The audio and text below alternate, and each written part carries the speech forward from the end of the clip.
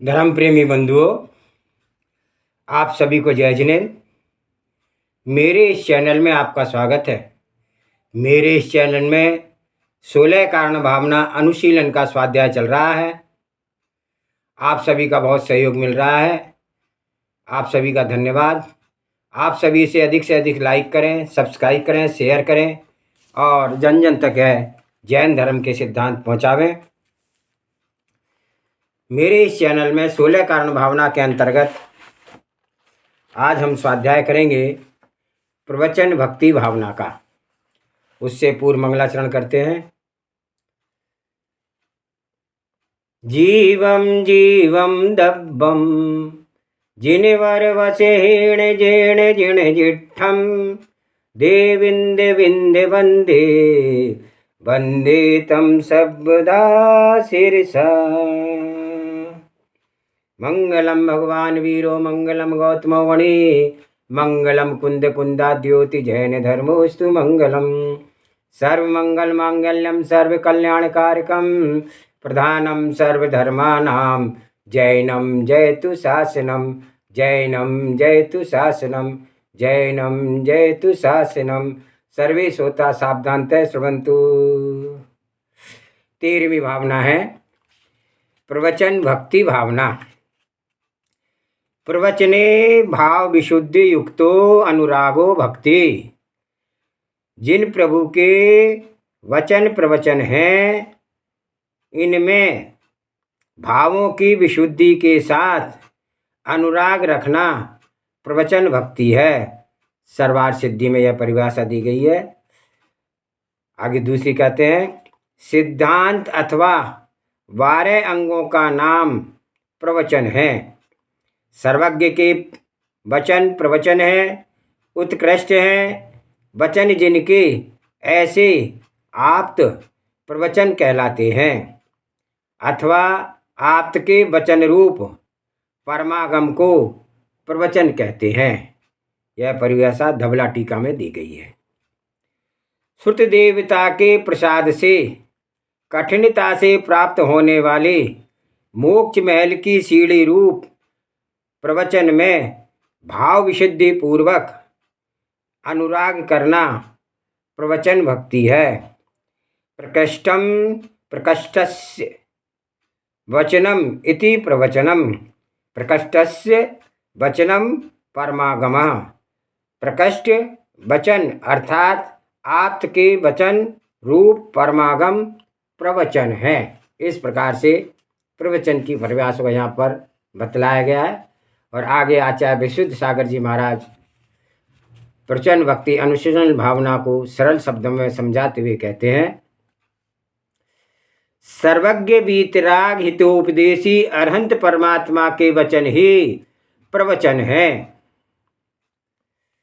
सत्यार्थ उपदेशक प्रत्यक्ष प्रमाण युक्त महापुरुष अरहंत परमात्मा ही तीर्थ हैं। जिनके वचनों में राग द्वेष की दुर्गंध का पूर्ण अभाव है। सर्वद्रष्टा जिनकी प्रकट है, ऐसे परमात्मा जो कि दोष एवं आवरण से रहित हैं, तीर्थकृत हैं, उनके श्री मुख कमल से उद्भूत वचन जगती पर प्रवचन संज्ञा को प्राप्त होते हैं।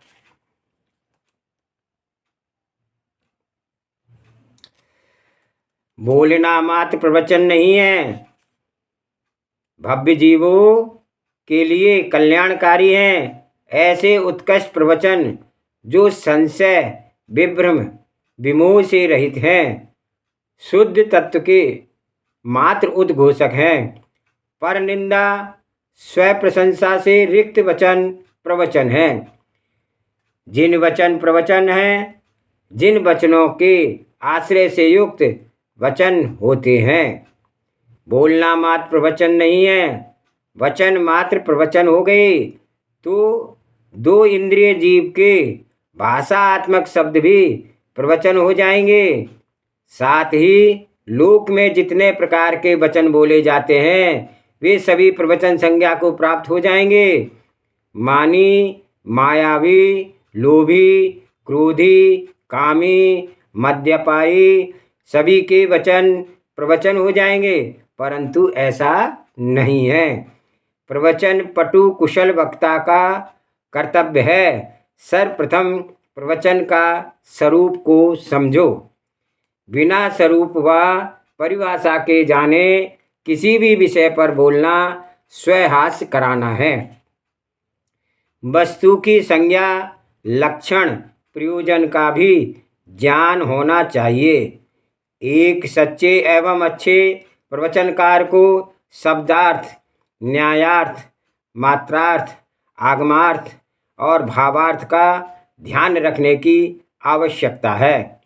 विषय वस्तु का बोध न हो तब तक मंच पर उपदेश हेतु उपस्थित ना हो। श्रोता बनकर ही शांति से तत्वार्थ बोध, सच्चे एवं अच्छे श्रेष्ठ नए न्याय विद्या के कुशल प्रवचनकार को सुनना चाहिए। प्रवचनकार को गंभीर से गंभीर गहन आगम ग्रंथों का सतत स्वाध्याय करते रहना चाहिए। विशेषकर प्रथमानुयोग का अभ्यास हो इसके साथ पुराण प्रवचनकार का भी सभा धर्म में विपरीत अभिप्राय का त्याग करते हुए श्रोता बनकर के आस्थापूर्वक प्रवचन सुनना चाहिए। प्रवचन धर्म सभा में विपरीत अभिप्राय का त्याग करते हुए श्रोता बनकर के आस्थापूर्वक प्रवचन सुनना चाहिए। प्रवचन श्रवण व प्रवचन करना दोनों के प्रति तीव्र सिद्धांत होना चाहिए। बिना प्रवचन श्रवण के आप एक श्रेष्ठ प्रवचनकार नहीं बन सकते हैं। सर्वप्रथम आगम मर्मज्ञ प्रवचनकार के श्रोता बनकर के प्रवचन सुनना चाहिए। जो विषय अध्याय में नहीं समझ आ पाता व्यक्ति वह विषय प्रवचनों में समझ आ जाता है। प्रवचन जीवित वचन है। प्रवचन श्रवण के काल में वक्ता का मुख दर्शन होना आवश्यक है। शब्द मात्र तो यंत्रों के द्वारा स्व स्थान पर घर आदि में बैठकर सुन सकते हैं, परंतु वक्ता के हाव भाव का अवलोकन प्रत्यक्ष में सामने से होने पर ही संभव है। परोक्ष के प्रवचन पूर्ण नहीं होते, प्रत्यक्ष के ही पूर्ण प्रवचन श्रवण श्रोता है।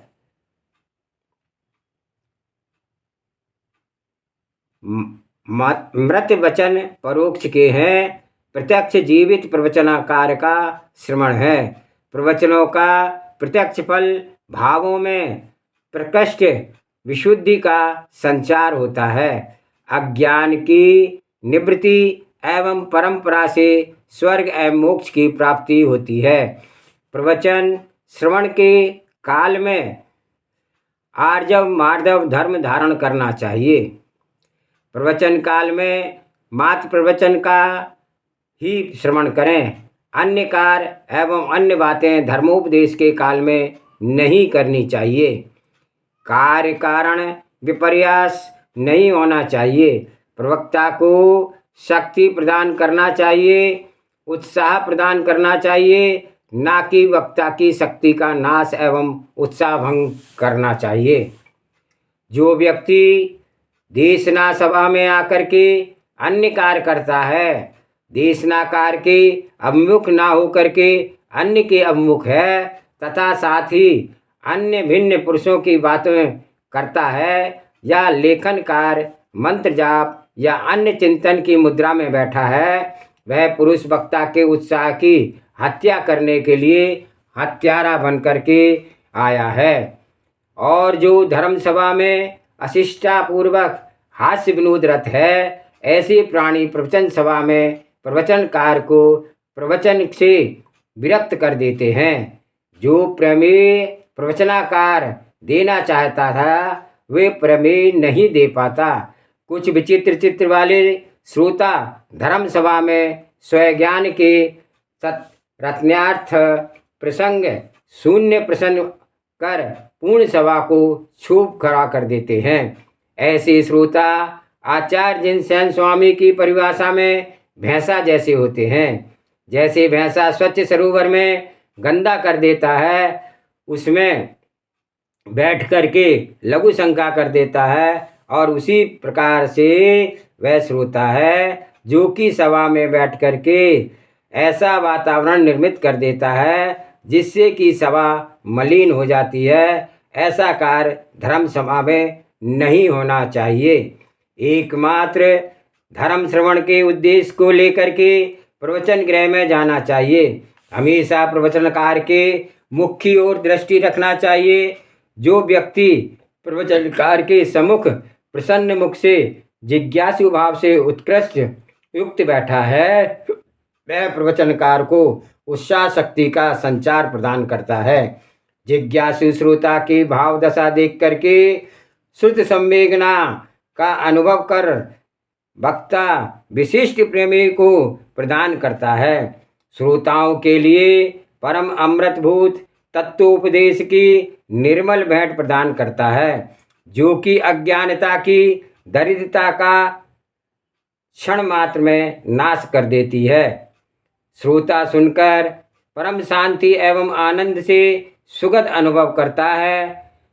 भूखा वत्स जैसे अपनी माँ के पास दौड़ करके पहुँचता है, उसी प्रकार तत्व पिपासु श्रोता सवात्सल हृदय मधुर वाणी एवं आगम बोध कुशल वक्ता के धर्मोपदेश श्रवण करने के लिए त्रसातुर होकर के श्रुतामृत का कर्णांजलि से पान कर पहुँच जाते हैं।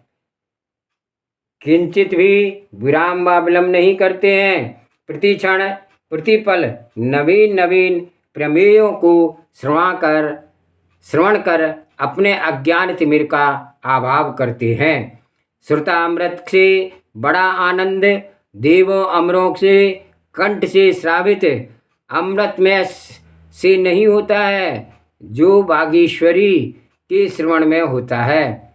भव्यवर प्राणी जिनवाणी के श्रवण में प्रमाद भाव को प्राप्त नहीं होता है, होना भी नहीं चाहिए। सर्वदेशना कोटि कोटि जन्मों के पुण्य योग से प्राप्त होती है। बिना पुण्योदय से पूज्य पुराण पुरुषों की दिव्य वाणी सुनने का अवसर ही प्राप्त नहीं होता है। जिन प्रवचनों का ज्ञेय संपूर्ण विश्व है, तीनों लोकों में ऐसा कोई पदार्थ नहीं जो अरहंत प्रवचन का ज्ञेय ना बना है। जीव अजीव के भेद से दो प्रकार के प्रमेय हैं, अथवा जीव पुद्गल धर्म अधर्म आकाश काल के भेद से 6 प्रकार के प्रमेय हैं। जीव अजीव आश्रव संवर बंध निर्जरा मोक्ष 7 तत्व हैं। जिनोपदेश पुण्य पाप को इनमें मिलाने से 9 पदार्थ में हैं। जिन प्रवचन पंचास्तिकाय भूत भी हैं, अरहंत उपदेश प्रमाण प्रमेय नय निरपेक्ष के माध्यम से समझना चाहिए। वस्तु को मुख्यता गौणता से कहना चाहिए। जहाँ प्रधानता गौणता का ध्यान रखा जाता है, वहाँ किसी भी प्रकार का विरोध विसंवाद नहीं होता है।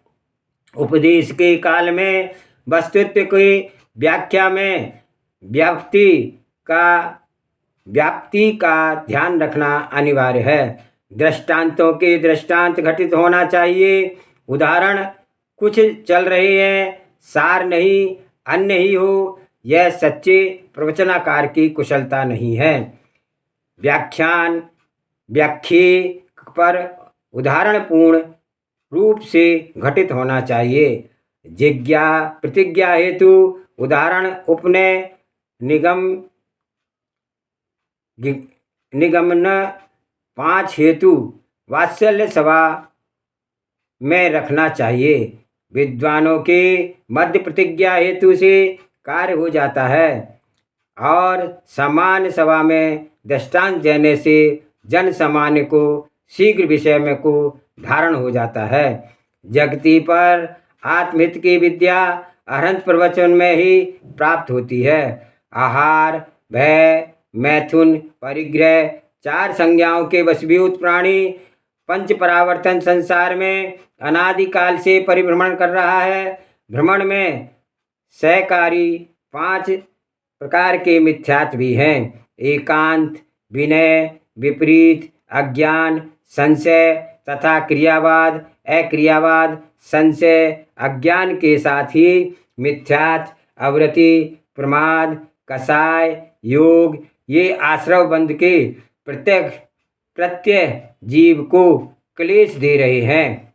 इन सर्व दुखों के हेतुओं के रक्षा करने वाला मंगलोत्तम शरणभूत यदि कोई है तो जिन शासन अरहंत प्रवचन है।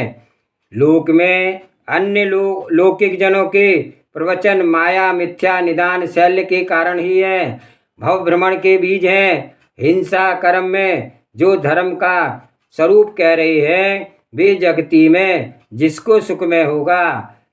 आप स्वयं ही स्वप्रज्ञा से विचार कर लें कि क्या हिंसाभूत भावी संप्रति वर्तमान काल त्रय में किसी भी जीव को सुख का कारण बनी है। आँख के आंसू झरते हैं, शरीर से रक्त बह रहा है, क्रूर उपदेष्टा कुउपदेश दे रहा है, पशु बलि धर्म है। धर्म ग्रंथों में वर्णित हिंसा हिंसा नहीं। अहो आश्चर्य, निर्ग्रंथों में हिंसा को धर्म कहा है। जिन ग्रंथों में हिंसा को धर्म कहा है वे कुशास्त्र सदग्रंथ संज्ञा को प्राप्त नहीं हो सकते। वह धर्म नहीं है। जहाँ हिंसा करने का उपदेश दिया जाए वह प्रवचन नहीं है जिसमें भोले प्राणियों को हिंसा के लिए प्रेरित किया जाए। हिंसा धर्म को धर्म कहें वे वचन यदि प्रवचन हो गए तो कुवचन संज्ञा किन वचनों की होगी। मित्र, क्रूर व्यक्तियों के वचन स्वीकार करने के पूर्व कुछ समय के लिए अपनी स्वबुद्धि का प्रयोग कर ले तो बहुत ही अच्छा हो जाएगा। आपके द्वारा नरकादि दुर्गति के हेतु व्यर्थ की हिंसा नहीं होगी। और विचार करें, मूक प्राणियों के साथ अन्याय नहीं होगा, उनके प्राण बच जाएंगे। जगती के सभी जीवों को जीने का अधिकार है, दूसरे जीवों को जीने देना सभी का कर्तव्य है। मत स्वीकारो कुवचनों को। प्रवचन वह है जहाँ पर प्राणी मात्र की रक्षा एवं दया की बात है, वही जिन वचन हैं सच्चे प्रवचन हैं। ऐसे प्रवचनों का हृदय में श्रवण करो, उन्हीं के अनुसार आचरण करो। अहिंसा परम धर्म का जयनाद करो, क्रूरता का त्याग करो। जहाँ परम ब्रह्म अहिंसा है वहीं श्रद्धान करो। इति प्रवचन भक्ति भावना। जावानी के ज्ञान से सूझे लोकालोक, सोवाणी मस्तक नमु सदा देती हूँ लोक। हे जिनवाणी भारती तोय जपो निर्णय, जो तेरी शरणागे सो पावे सुख चैन। देव भजो अरिहंत को गुरु सेवा निर्गंथ, दया धर्म पालो सदा यही मोक्ष का पंथ। 9 बार नमोकार मंत्र।